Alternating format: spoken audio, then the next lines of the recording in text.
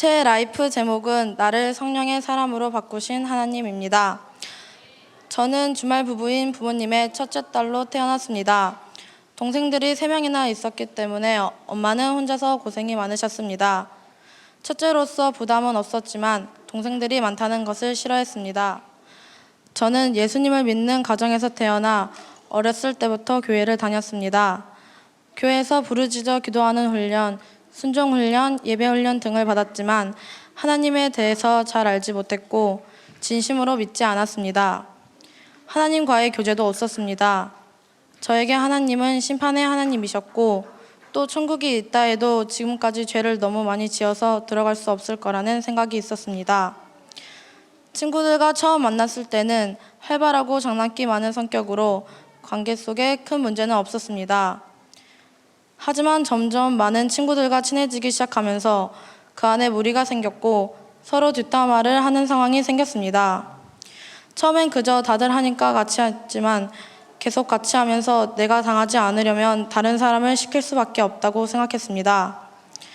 그래서 왕따 시키는 것이 잘못된 일이라는 것을 알고 있었지만 어쩔 수 없다고 합리화를 하며 지냈습니다.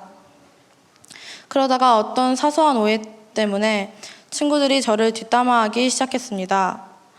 처음엔 같이 지냈던 친구들인데 나를 뒷담화하니까 배신당했다는 생각에 너무 억울하고 화가 났지만 점점 제가 지금까지 친구들에게 한 행동을 돌아보게 되었습니다. 내가 아무 생각 없이 한 말들로 상처받는 친구들에게 너무 미안했고 다시는 상처 주는 말이나 뒷담화를 하지 않아야겠다고 다짐했습니다.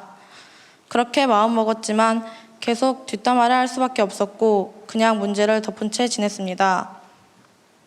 그렇게 친구들에게 받았던 상처들을 회피하고 기억에서 지워버렸습니다. 중1 때 HCS에 입학하게 되었습니다. 일반 학교에 들어가기 싫어서 들어왔던 것이라 별로 기대를 하지 않았습니다. 하지만 시간이 지날수록 예배드리며 은혜 받는 학생들의 모습을 보고 나도 저렇게 은혜 받고 싶다는 생각이 들었습니다. 또한 학교에 들어와 처음 기숙사 생활을 하며 남을 배려하는 것도 배우게 되었습니다. 처음엔 학교를 다니면서 자매들과 매일 붙어있는 게 너무 불편하고 힘들었습니다. 또 자매들과의 관계 속에서도 힘든 점이 많았습니다. 다른 사람들의 단점이 너무 많이 보였고 자매들이 하는 행동들이 이해가지 않았습니다.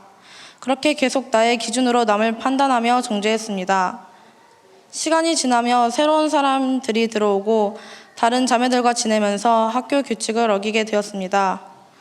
친구들이 규칙을 어기는 것을 도와주고 선생님 몰래 폰을 가져와 숨기고 사용했습니다. 시작은 호기심이었지만 하면 할수록 걷잡을 수 없었고 거짓말을 반복하며 불안한 삶을 살았습니다. 그런 저를 보시고 선생님께서 자주 훈계를 하셨지만 한 귀로 듣고 흘려버렸고 선생님의 권위를 무시하며 안 좋은 행동들을 계속했습니다. 그러다가 정학을 받게 되었습니다.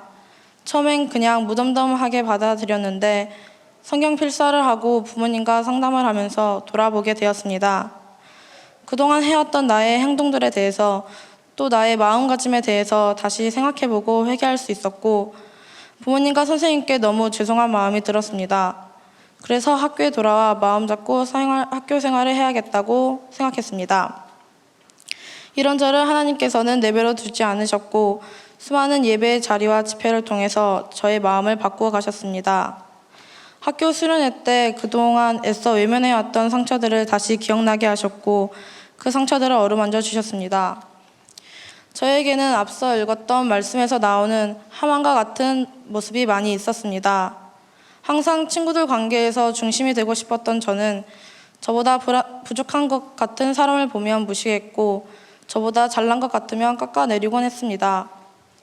깊이 생각하지 못하고 주위 사람들에게 말을 툭툭 내뱉어 상처를 줬습니다. 그러나 그것에 대해 별 죄책감을 느끼지 않았고 오히려 저 때문에 상처받은 사람들에 대해 뭘 저런 걸 가지고 상처받아 라고 생각하며 쉽게 넘겨버렸습니다.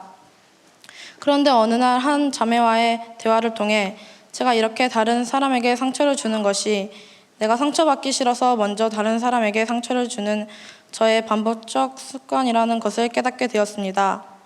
생각해보니 초등학교 때 친구 관계에서 왕따를 당하고 시키는 일이 반복되었었는데 이때 상처가 컸던 것 같습니다.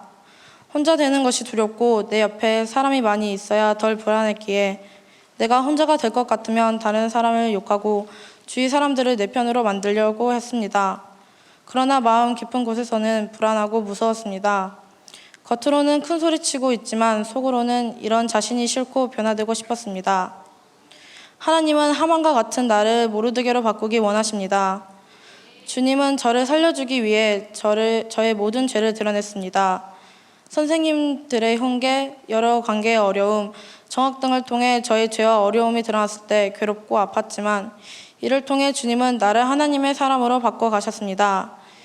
이제는 다른 사람의 말을 들어주고 이해해주고 세워주는 좋은 사람이 되고 싶습니다.